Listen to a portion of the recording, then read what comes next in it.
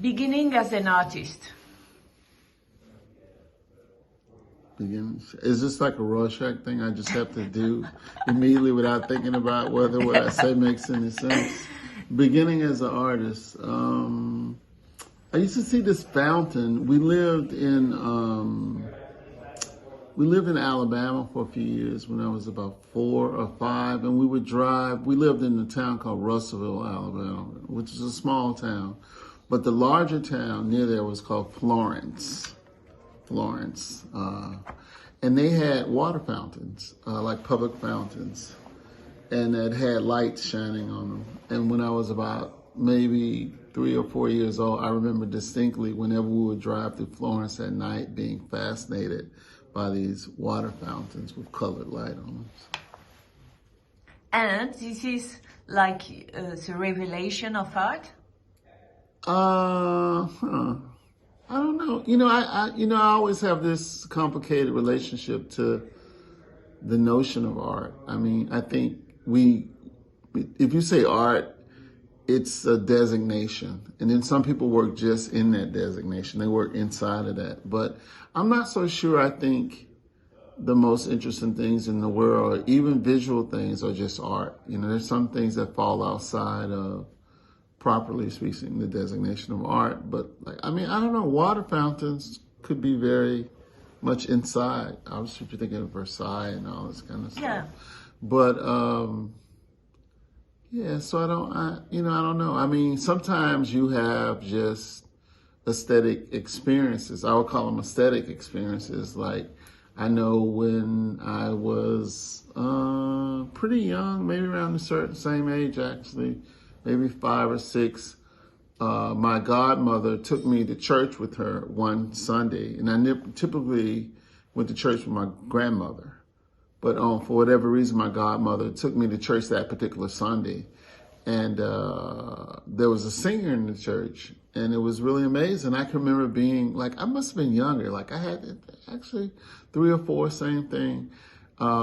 Just had a really profound experience with it because to a certain degree, they were singing in the church every Sunday at my grandmother's church, but I could tell that this was singing on another level, And years later, literally 10, 15 years later, I was in college and I heard this record, and it was a Mahalia Jackson record. And it struck me with something really uncanny about it. And I called my godmother up and I said, Miss Herbine, did I ever go to church? Did you take me to church with you at some point? She said, yeah, Mahalia Jackson was in town. Mahalia Jackson was in Tupelo, Mississippi that weekend singing at her church. And I remember distinctly the effect of thinking okay, this is his music that I hear every Sunday and I take it for granted, but there's something, it's that plus.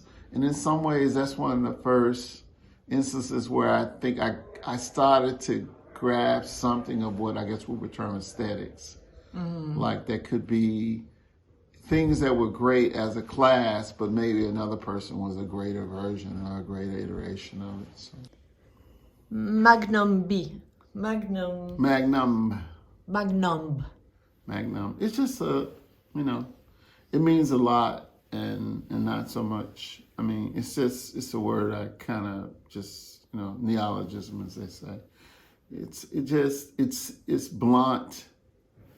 There's something blunt about it, but it still has its sort of queasy nuances around the edges of it. I think of Magnum, I think of condoms, I think of guns, but it's something that, I don't know, I would say almost, it's a blunt force thing, but it's also a kind of flatness in response to it. So, and it's the title of your exhibition? It's the title of the exhibition. At Louisiana? At Louisiana, yep. But it was a term that I just sort of came up with to maybe try to evoke a kind of flatness, I think. Maybe I feel sometimes in relationship to shows and things like that. But you were showing there your new film. A Guidra. Yeah, what is it about? A Guidra? Mm-hmm. What is it about? What have you done? I mean, I didn't. I would dream to see it. I could show you some of it, but it's yeah. What is it about? It's not about anything. It's an attempt to. Well, on one hand, it's a response to people saying like, I do found footage movies because it's the antithesis of Love Is the Message. There are no figures in it. There are no black figures in it. There's no socio-political context in it. I do think there's a black figure in the sense that I think what you're seeing when you see it is a sort of post-Anthropocene organism, so to speak. I mean, I've sort of started to have this very funny idea. I was making this joke recently, and it's like even for the show at Card de Art, it's I said a fried dinosaur, fried chicken, fried man. And what it's really about is how dinosaurs are at the top of the food chain, but at some point they mutated into birds, you know, and that human beings now at the top of the food chain are going to also mutate to some other appropriately in the pantheon of things species, but not at the top of the chain, and will probably just, you know, be something that's fed on by whatever this future sort of organism is. So in the Ghidra, it's almost in a sense saying that's the inheritor species, like after man has been termed no longer appropriately at the top of the food chain. And it's a species that, as it looks back on humankind, the thing that it most finds interesting is the music. Really? Yeah, it's kind of, but it's just, you know, it's like somebody asked me the other day about, I remember once I asked my friend Kerry James Marshall, like, what's the difference between photography and painting?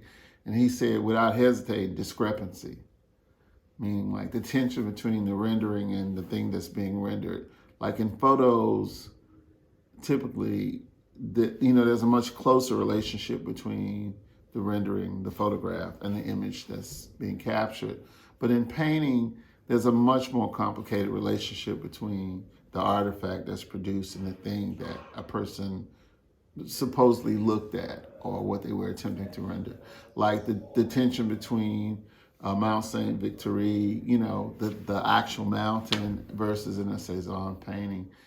And so for me, in the Ghidra, it also was about trying to find some equivalent discrepancy, like some, you know, like when we were developing the piece with Booth, the special effects company I worked with, like sometimes it would be too real and I would just say, yeah, but no, it should be resistant to any sort of narrow reading of this or that. It should always be in flux in a way. So as in paintings, you wanted a thing that was both a rendering and both a sort of phantasm. You know what I mean? It's so I had started to think in the last few years that one of my criteria for something working or working successfully is that it makes itself available to multiple coherent readings. Like I think one of my big aspirations is, I told somebody, I want to make an artifact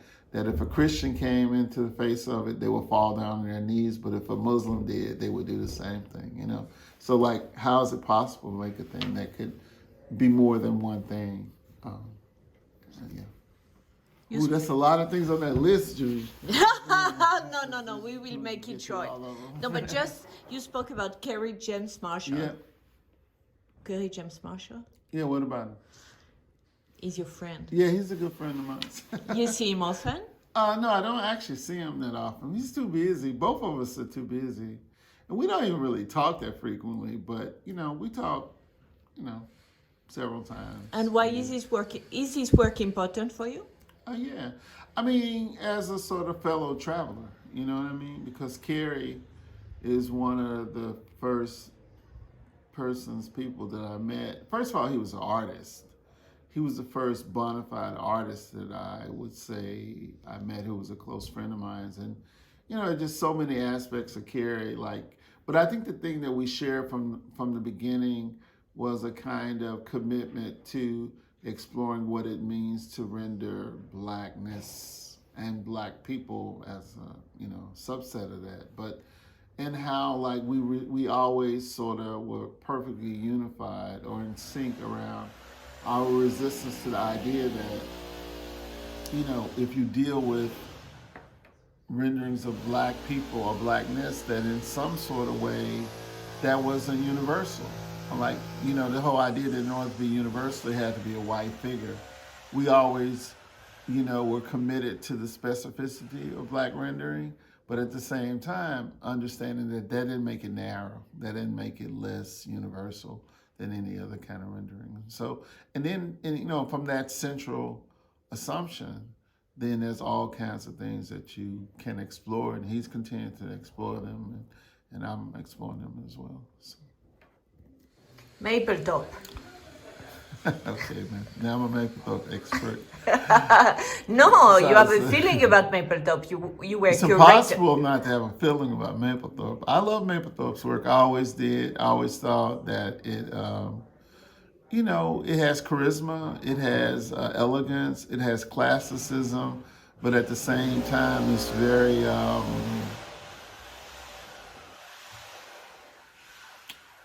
that's a good word I would use. It's classical, but at the same time, it's constantly refusing to exist inside of the boundaries, what that might mean. His work is very similar to Caravaggio's work in that way. When people talk about his form, the quality of light in Caravaggio, but how like he used prostitutes and pimps and stuff to represent these sort of religious figures, and that's a part of the rhetorical and the discursive dimension of why Caravaggio's work is what it is. That's part of the tension in it. And Mapplethorpe takes that as a point of departure, So he takes things that are like, would be considered debased maybe in some ways, and he pushes them towards religiosity or spiritual, a sort of spiritual yearning. You definitely see that in his work. Whereas I think with Caravaggio, he started off with the religious, and then he populated it with these sort of polluted figures or something like that. But there's an incredible, it's amazing. If it doesn't exist, it should exist. Somebody should write a book about Caravaggio and Mapplethorpe. So Oh, wow. there's a What lot a of good things idea. I could say, but off the top of my head. Rail, pipe, underground. This is your show, related to your show now. Yeah. The rails are low bearers more than anything. Back around 2000, I was spending a lot of time in Mali, and I was thinking about two things. I was thinking about this incredible book by Susan Brett Smith, I think, called Bamana in the Making of Bamana Sculpture, Meaning in the Making of Bamana Sculpture, something like that. It's a really incredible book about the kind of internal world of the people who craft Boli or Como or Bamana artifacts. It was really amazing to read that book while I was traveling around Mali, and I had become preoccupied. And this is not like my initial preoccupation, like with African artifacts, but it was a surge I had, a re-engagement with it. And one of the things I noted, particularly when I was in a place that I'm fascinated with, which is Benin, and like how many of the African artifacts were like these figures, like Atlas figures, it'd be like people with their, like this, and then there would be seats. So somebody would sit on the person holding them like that. And I started to think about something that Hortense Spiller said to me when I asked her once about how we ended up in the situation we're in, meaning black people. And she said something like, well, you can only really answer this poetically, but she said there's a thesis that the ruling classes in Africa at a certain point, under them had formed this rebellious new class of Africans on the continent who really were pushing for, a kind of dismantling of these oldest ruling classes on the face of the earth, and that the ruling class in Africa in various places made an agreement with the slavers as a way to disperse this rebellious class. It's a very, in other words, that there's something profoundly Oedipal about the tension between those who were sold into the slave trade and the remaining Africans. And so this whole thing of like this kind of unresolved tension between Black people in the world who were dispersed by the slave trade and Africa.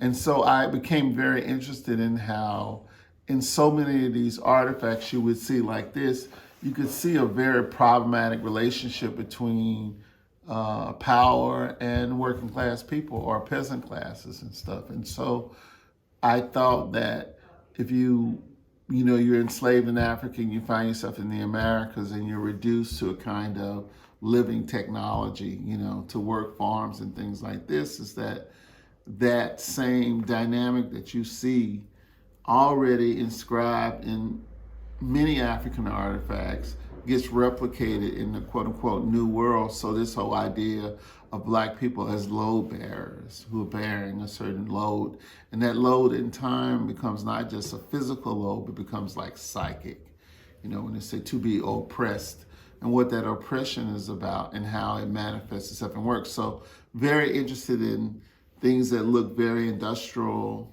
They don't look touched by human hands in a way, but they still can stand in for Black people, as the bearers of certain kinds of force. On what are you working now? A lot of stuff.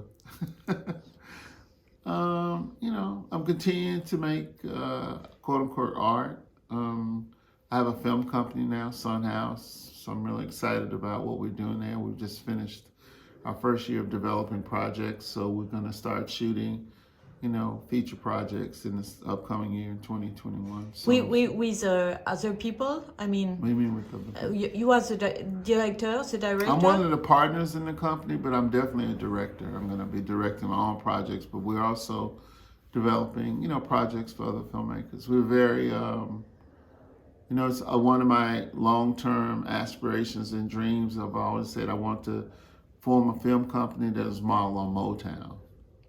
And they have thought for 30 years now about what that means. I mean, not just like model on Motown in terms of like Motown was a success, but in the sense the way that how Motown's success is in a sense contingent upon a kind of insight that Barry Gordy had, where he took Black music, R&B, Black American music, which was being created at the time, but it wasn't being manufactured. And because he grew up in Detroit, the whole myth of Henry Ford and the assembly line, he combined the idea of the assembly line with the production of Black American music and created Motown. So there's new things to express in movies?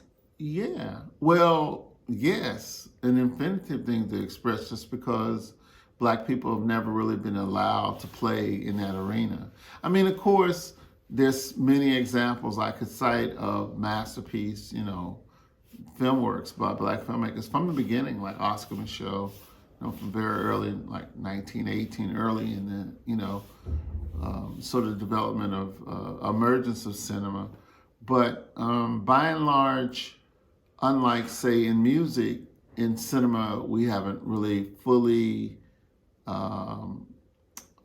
inscribed or deflected or inflected the apparatus so that it can contend with the kinds of things that we might want to express. So I feel like a big part of the second century, because cinema is a very young art form, still is barely 100 years old, is you're going to start to see other kinds of things come to play. And one of the things that I'm most interested in is like what it means for Black aesthetics to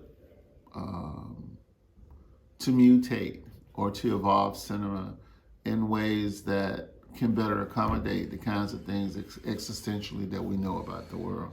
So it's not just making a film with a Black person in it, like as a figure, but like how do you make a film that has the same ontological gravity or weight of like Black music? Like how do you make a thing that feels like Black music, that tracks like Black music?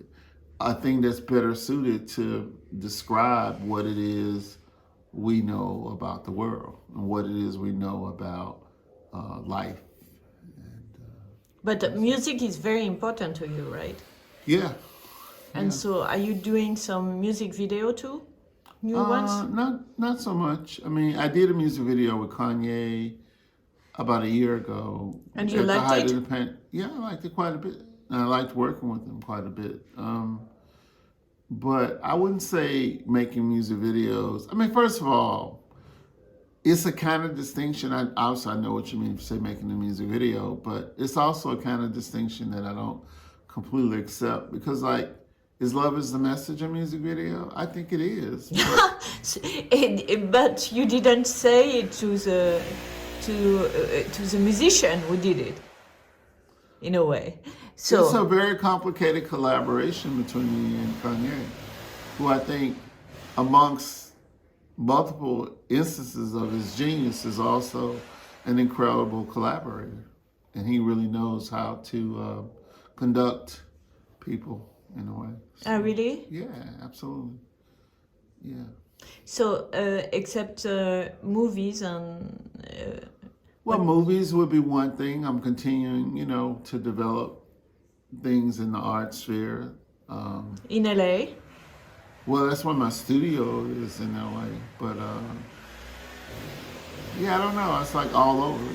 So much of the stuff I do is just in a computer anyway to start off. A computer is a kind of, it's an incubator.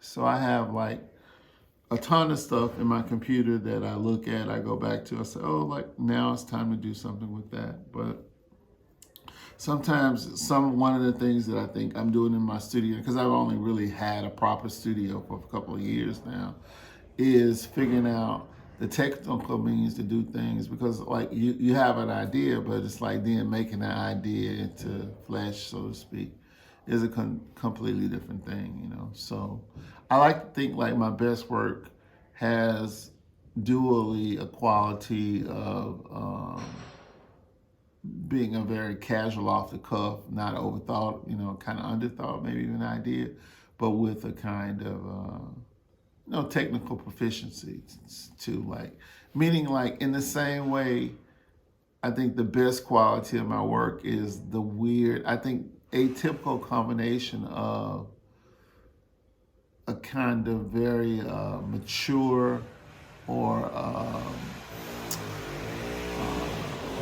trying to say like, I'm thinking of like alcohol, like liquor, the way if it sits, it ferments in a certain kind of way. So it has some of the gravitas of an older artist, but because I'm still relatively new in my actual making of things, it also has some of the wildness or the sort of incompleteness of an emerging artist, So it's a strange combination of new and old. New and old, yeah. What did you do during the lockdown? Sat in my studio a lot.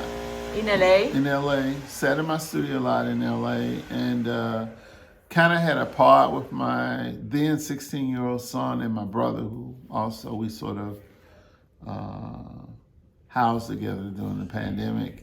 And just basically, went back and forth between my house and my studio. I mean, I felt very blessed and very lucky that, my work didn't require, I spent a lot of time by myself anyway. So it was just a back and forth between my studio and home. And I've joked and said that what was great about it for me, and I know a lot of people really struggled, and I was very fortunate not to have any sort of significant losses in terms of my family and loved ones from the pandemic. But for me, it was a good time just because I still had the work I had to do, but in a certain way, I didn't have any deadlines all of a sudden. So. But did it change anything in your mind, this period, which was very special for all the human beings?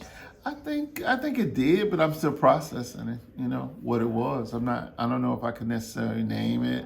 I had quite a few, looking back on the interesting interactions with people, I developed certain relationships with some people that were virtual. They were long distance relationships. And they seem now, looking back on them, be very charged by the sense of indeterminacy of the times. Like, you know, it was like, is this the end of the world? Is this what it looks like? You don't really know, you know. And like a lot of people, I'm still trying to figure out what, you know, I mean, the pandemic universe is like the new normal. I mean, people say we're going to go back, but I do think we're barely just starting to see the repercussions of what it's going to look like 10 years from now, like that moment that we all had. And I'm not sure we're out of it yet, you know. No, for sure. Yeah, so. Merci, monsieur. Okay.